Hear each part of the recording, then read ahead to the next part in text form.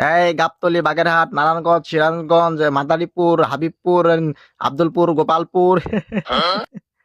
কে কে কে হ্যাঁ? আর ভাবছো যে কি ব্যাপার মকলেজ, এখন এসে রিক্সা চালাচ্ছ শহরে? আরে পাগলা, এই এই রিক্সা চালানো কি চালাও হ্যাঁ? চাকরি বাকরি করে কোনো কাজ আছে হ্যাঁ?